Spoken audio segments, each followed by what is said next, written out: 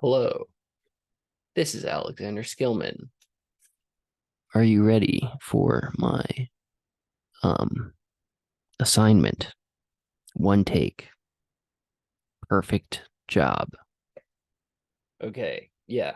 Personal experiences with reading, uh observations in the classroom. Sorry, I left my glasses at work. Um and what am I going to do in the future? Those are all prompts that we're addressing, right? Just kidding. I have more than 4 pages of notes. I know what we're doing. All right. So, what were my meaningful literary experiences? The two books I remember reading are Crime and Punishment and The Great Gatsby. I might remember this all a lot better if I were like 24 and not 31. Um, but one reason that I do remember that stuff is because we did analysis papers with quotes required, and we did compare and contrast assignments between like different pieces of literature. And I also brought like my own kind of associative ranting with prior knowledge and outside knowledge. And that kind of gave me a sense of agency and made me feel like I was actually doing something with the text and not bullshitting. And this is all like stuff from AP English, um, because before AP English, well, I mean, obviously, if you have to take kids out to AP English, then the curriculum in general is not sufficiently differentiated. It could have been differentiated the whole time. I don't know if they had differentiation, back in like 2005 through 2009. Um, but I could have benefited from it because then I could have, um, access texts at a higher level and also talked to the normies, which is still something that I can't do, even though I'm an adult now. Uh, yeah, Great Gatsby, still one of my favorite books. I reread, we're doing it this year, and I've like reread some chapters like 3 times in a row, literally. Uh, Crime and Punishment, I didn't understand that the message of the book was that you shouldn't kill landladies, which I guess makes Dostoevsky like the opposite of Mao. I just thought it was kind of cool that you had a story that was kind of same style, same time period as Charles Dickens, but like lots and lots more psychological thriller elements. It's a very, very strong psychological thriller, in my opinion, and I would recommend it if you haven't read it. Um, it reminded me a little bit of Death Note when I watched Death Note the next year. Um, but so yeah, those were intellectually rigorous, so that's probably why I remember them. Um, they prepped me for higher ed, which was another thing that was engaging or meaningful about them. Um, they kind of lined up better with my identity because I was able to bring in outside knowledge and kind of apply myself in a more demanding way to them. Literary experiences that were not meaningful were things that I did not apply myself to, which may have been a personal problem. Like I didn't like The Road, but that might have been because there were some girls in my class who thought it was kind of dumb, and those girls were pretty cool, so I just agreed with them. I did kind of think The Road was a little bit dramatic and overwrought, and I didn't really like Beloved either. And I had the same kind of feelings, like I thought it was over dramatic, but um, I also read The Outsiders on my own, not for school. Didn't get it when I was a kid. Reread it last spring, and now I really, really like it. So maybe I would like it. But as far as Shakespeare goes, I'm not the biggest Shakespeare fan. Out of bards, I prefer the blind bard, Homer. Um, and I hope I'm not rustling too many pages in front of the microphone. ASMR.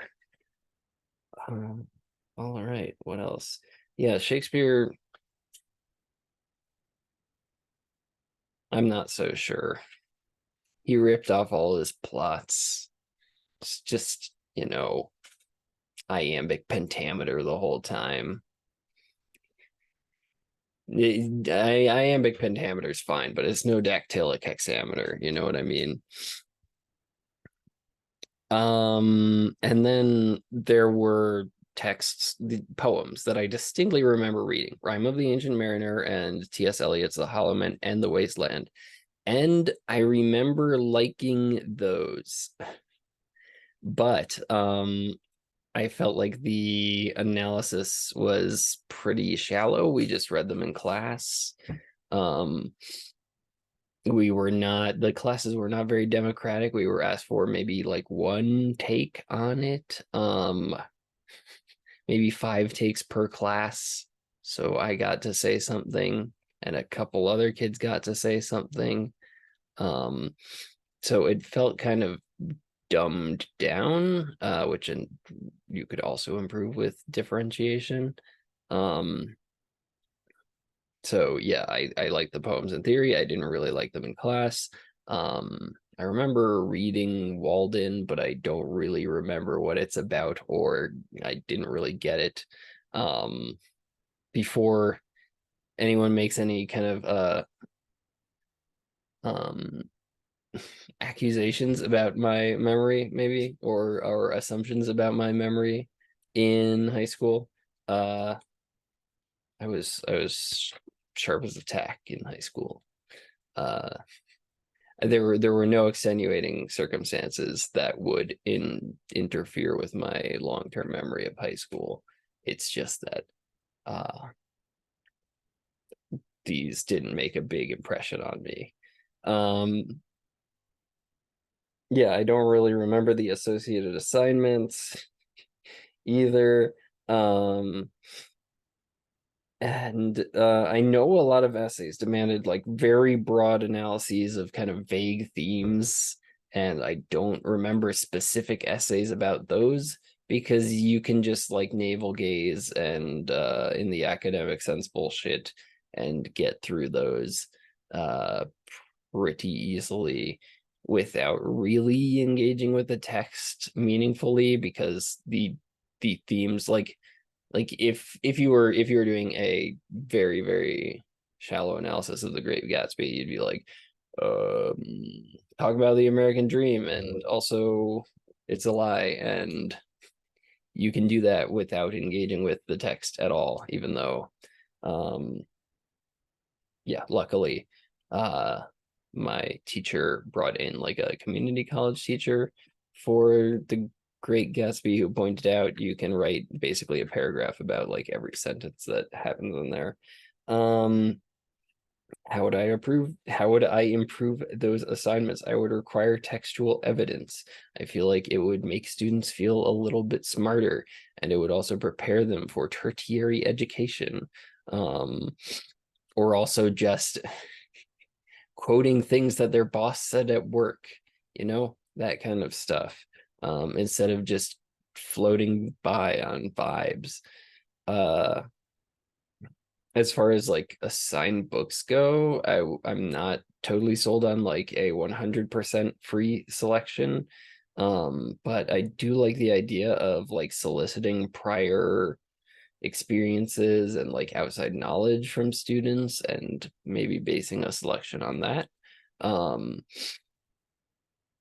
in my current clinical classroom, they're doing like 15 minutes of reading lab like 2 or 3 times a week. And interestingly, 0 students have a problem with that. They all pay attention to it. That's definitely something in the future that I would like to bring into my classroom. They do that long form reading, and then also they address kind of shorter, much more complex texts within the lesson itself. So I think that has them covered as far as learning goes. In general, let's skip to the future section, because that's what I'm talking about. I don't know. I like my clinical teacher. She knows a lot. She's been doing this for a little while. And she teaches better than me, so I don't know, I'm not gonna doubt that. There's not a lot of stuff I would change in my current classroom. I'm just going by vibes now. I'm just absorbing all the vibes, and I think it's working a little bit. I would like to personally do a little bit more grammar because they're doing no red ink for grammar, which is kind of like Duolingo for grammar, where they just kind of brute force their way through not really understanding something by trial and error, and then they kind of know how to get the right answer. But I think they could really, really, really benefit from knowing the difference between nouns and verbs. But I do like the idea of having that as more of a grammar lab thing, like 15 minutes twice a week. I don't think you should base curricula on grammar. But I would like to geek out about grammar a little bit more. Although, like at that point, for those students, and this is true for um, most predominantly fluent English classes, that, you know, if you want the students to understand how their own language that they're fluent in works, you have to basically do a lot of kind of catch up.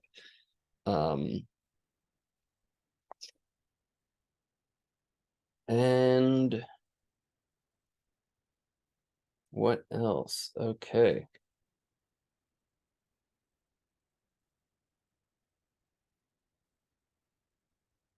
Yeah, so as far as improving assignments goes, requiring textual evidence, um, differentiation, of course. I'm not 100% sure on how to apply this. This is something I'll learn over the course of my career, I'm sure. But I get the general idea that you can just leave assignments a little bit more open-ended for students of different skill levels. You can have social emotional learning components to the text, which we didn't have. I did practice this. This is not a one take thing. So I forget if I said this in this recording, but like just examining the neuroses of a character like Macbeth, which I actually do think is beneficial because that guy's really neurotic. Lady Macbeth, really neurotic.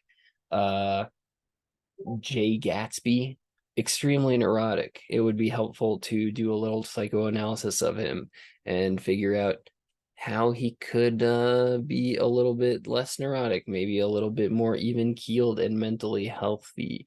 Um, I think if students learn to identify cognitive distortions in fictional characters, they might be a little bit better at identifying cognitive distortions in themselves. And we would have discussions about, okay, so like what would the healthy way be to approach this?